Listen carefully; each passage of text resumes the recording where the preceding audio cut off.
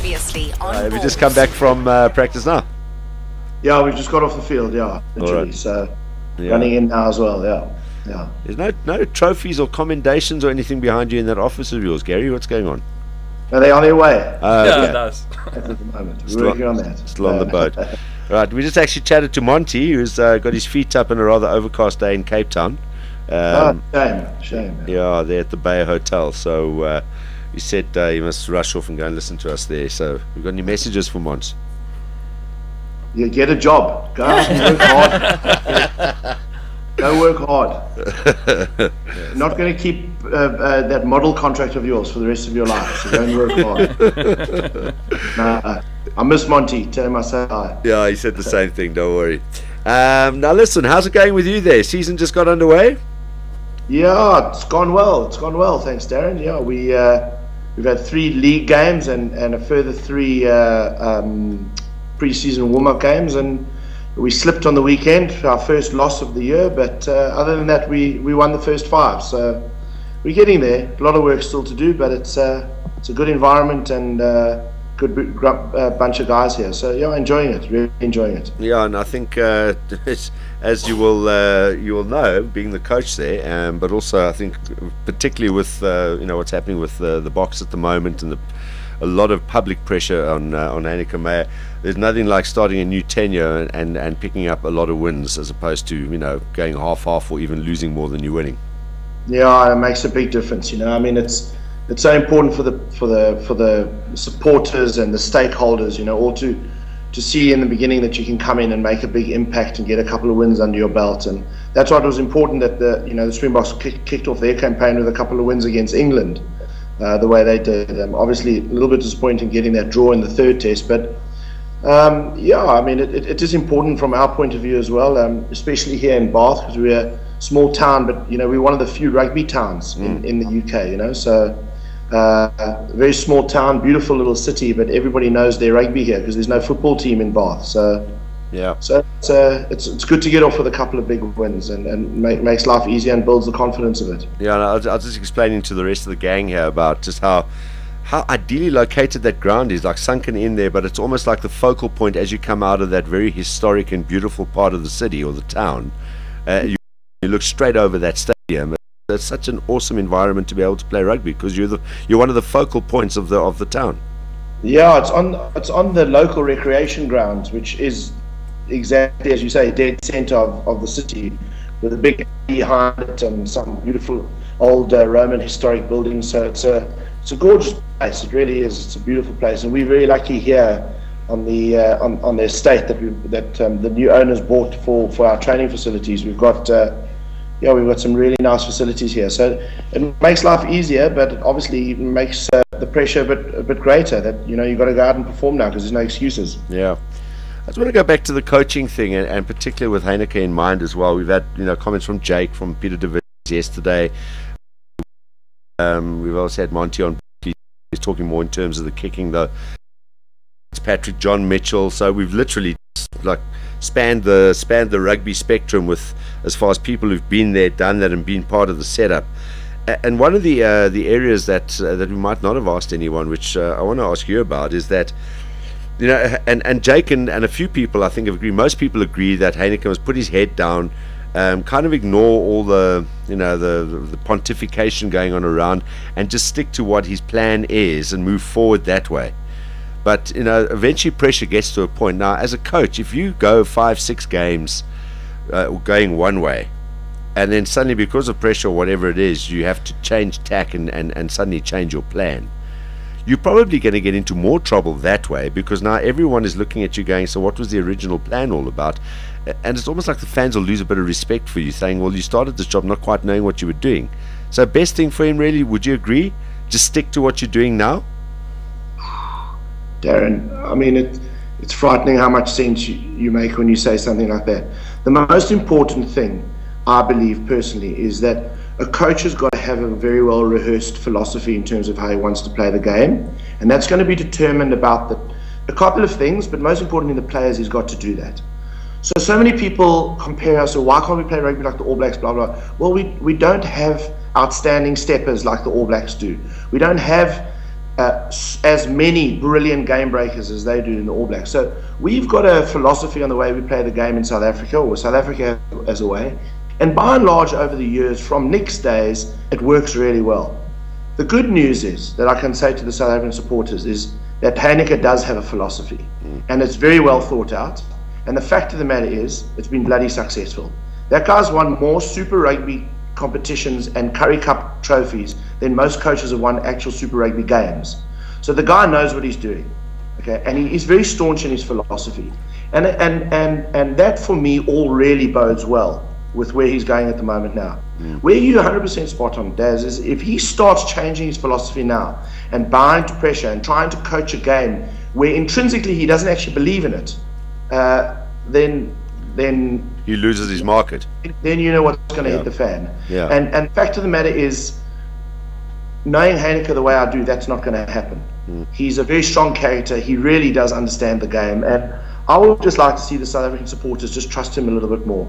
You know, I know people lambaste me a little bit for making comments like this, but within the space of less than a year, you take John, Busy's injured, Bakkies is gone, Victor's gone, Johan's injured, Skulk's injured, Heinrich has been injured, he's back in the scene now, Farid Apria's gone, Jacques Fourie's gone, JP Peterson's injured, Donnie's gone, Donnie Rousseau's gone, but you take all those guys out of the equation. He started with a young team, no different to where Jake was in 2004, and these are some good rugby players, and you know, it'll take a little bit of time, they'll have a few teething issues, but they've gone down to Dunedin, they've just lost to the All Blacks, a stupid act of discipline, a couple of missed kicks from a guy who's really a great kicker, and they've held him to not scoring a bonus point try.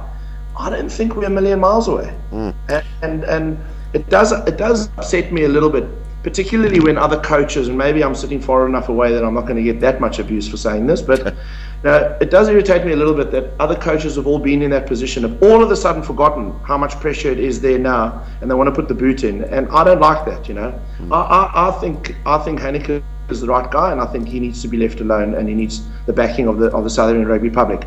Do I think there should be one or two maybe slight changes in selection, etc., etc.? Yeah, possibly, but you know what? It's not actually my decision. Leave him to do the job. Yeah. Funnily enough, you mentioned that, and I think maybe barring Peter, when I wasn't here for yesterday's interview, but I just heard about it afterwards. You know, he was pretty outspoken about the way the Springboks are playing now, but generally everyone, as I mentioned up front, that we've been speaking to, there's been a thread through, and the general thread has been keep your head down and just keep going. And you'll know because you've been within the setup, particularly with Peter as well. You know, there were pressure times for him, and I think he came in under more pressure because people questioned his credentials in the beginning. And people were saying, well, you know, you got the senior guys on the side and they're running the side. There was all of this pontification as well. But having said that, you know, as a coach, and you'll know within the setup, is that a coach knows his limitations. He knows what he can call on as well. So there's nothing wrong with Peter going in there and calling on Victor and John and Bakkies and all the experience that he happened to have from a World Cup winning side with him, and doing it as a collective effort. Whereas Heyneke goes in now with all those guys you mentioned gone. So it's not necessarily that Heineke's got as much experience to call on to be able to sort of run the ship together, even if he is a different type of coach. Exactly. In the irony of it is that it was because of Heineke's tenure at the Bulls that Jake and Peter and all of us were able to benefit from that core of group players. Plus you add in a Scala and Jean and those guys who were playing outstanding rugby from the rest of the country. But the core of that team was a strong Bulls winning team, winning Super Rugby competitions away from home, beating the Crusaders, giving the Chiefs 50 points, giving the Brumbies 90 points when they needed to, that one time when Eddie was the coach. And it was the Springbok coaches were sitting back and saying, thank you very much, we'll have those players full of confidence come into our camp and benefit for us, and win a World Cup in 2007, beat the British and Irish Lions, and win Tri-Nations, and now the shoe's on the other foot, and Heyneke almost finds himself back where he was in 2002, 2003 with the Bulls when he was building them, and they lost the first 11 games under his tenure, and he stuck his head down then, and look what ended up happening. Yeah. So it swings and roundabouts, and that's how it goes around, you know. And I admire Pete for the fact that he in 2008 and 2009 he called on those guys in the experience, because it showed for me that he didn't have an ego. Yeah. He didn't think he was going to do it his way, the Peter de Villiers way. He said, well, hang on a second, there's teams in our country that are doing well, and we'll use their expertise. And I thought he did it well. And for 2009, we were very successful. And you could, I mean, you know, look, not everyone would know that, but we know that from the point of view of how supportive the players were. I mean, I know particularly John often used to publicly jump to his defense, and you know just how fond John was of him. And because you're in that environment, you're in the inner circle, you know what's going on in the team. And I think it was more a cry of just let us do what we're going to do, and let us get to the point that we want to do. And you make the point now as well. It's a completely different setup, different philosophy, but someone, as you say, has done that. And I think you can also tell from his press conference before this test, Heyneke was thinking exactly about that period when the Bulls, as I said earlier, almost never had a sponsor. They were doing so badly. You know, that's when Vodacom actually came in, and it was based on performances in the first part of Super Rugby in that year. And eventually they started building up. I think it was a win against the Cats, actually, that kind of tied the deal up, and they were getting thumped in that game at one stage. So he referred to that. I think they're not saying it. I think he was referring to that era, and he was saying, I have been written off before. So he's definitely borrowing from that same experience, even though it's completely different rugby. And exactly right. And that's in a funny kind of a way why at this particular moment in time he's a great choice to be the coach. A guy who's been through this before, has lived with the pressure. I remember, and I don't know if this is a 100% true story, but he had the first 2 seasons of his Super Rugby campaign. I mean, they lost every game in the first year, and I think they won one in the second year. And he was then given some form of an ultimatum, or so the story came around, and he won the Currie Cup that year. Yeah. Well, and in fact, they had already appointed Rudy Joubert to be the coach the following year. And then Heyneke came back, and the rest is history, you know. And again, I just think...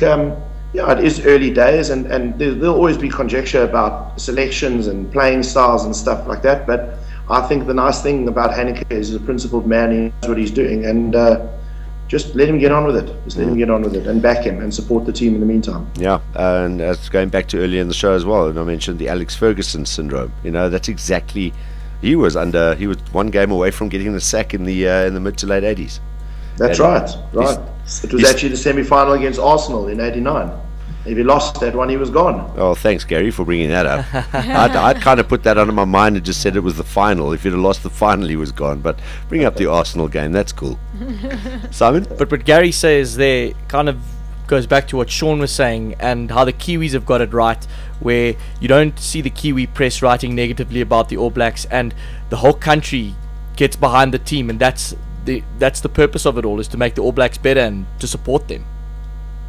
Yeah, 100% right. And we're harsh critics in South Africa of our rugby because we love it so much, and that's understandable as well. But I'll say one thing, and I'll say it slightly with tongue in cheek. You know, when Jake got the job when he was under 20 coach, everyone was up in arms about how could you not give the job to Heyneke? He just won a Super Rugby title.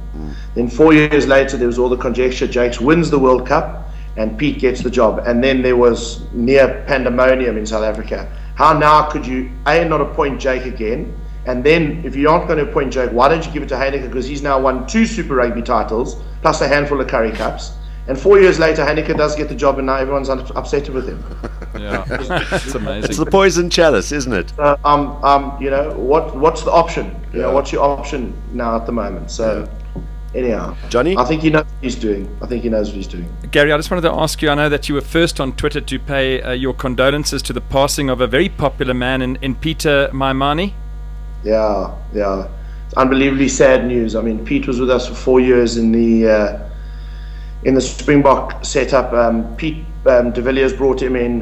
He was previously a coach. He had forward coach experience. He was manager of the Lions team and worked extensively at the Blue Bulls, and just such an amazing man. You know, such a good guy. He was one of the unsung heroes who worked tirelessly through the night to make sure that all of us had our stats ready for the next morning so we could crack on. And you know, just a full of life guy with a big smile on his face. It's just unbelievably sad. I'm still in shock at his loss. So it's I'm sure a lot of people are very sad, and I know Flo got back into town last night. He flew in from Dunedin last night, and he was saying that a lot of the guys were pretty upset about it last week in New Zealand. So very sad. And as I said in the tweet, my condolences to his family. He's got 3 young kids, and it's very difficult time for him at the moment, for his family. Look, we know there's a new forwards coach with the Springboks, but obviously you must have been very happy with the performance because they are playing the Gary Gold philosophy, right?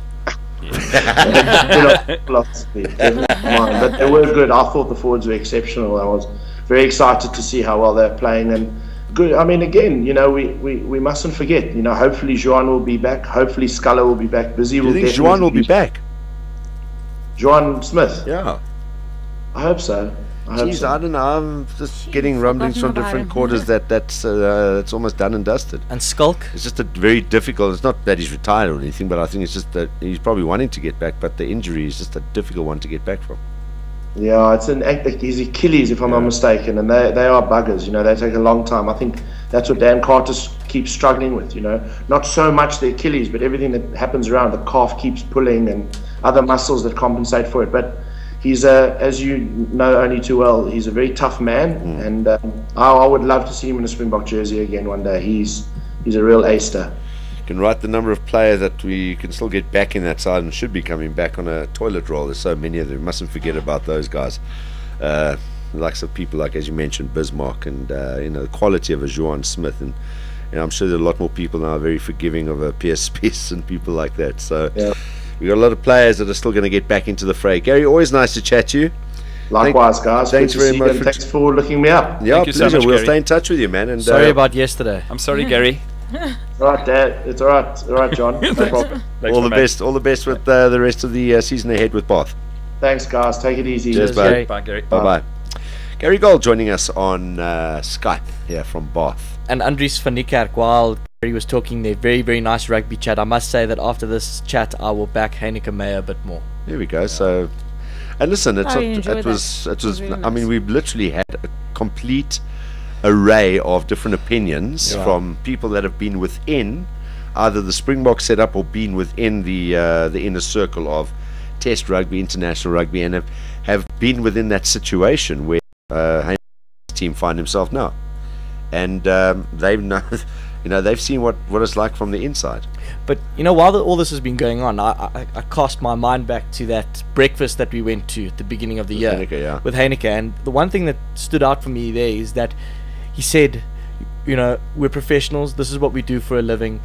I have all the stats, there's nothing really that you can tell me that I don't know. I've got a great team around me, people have to back me to do the job, and I need to go out there and do it. And that's essentially what he left us with at this breakfast. And and Gary reiterated it there. You have to trust the oak. Well, look, again, we can't win the championship anymore. It's done, it's gone. There are 2 more games. Let's win them. Nothing to lose now. Let's go out there, turn it around, go and win them, and all of these things will be another little pin in the map of history. 2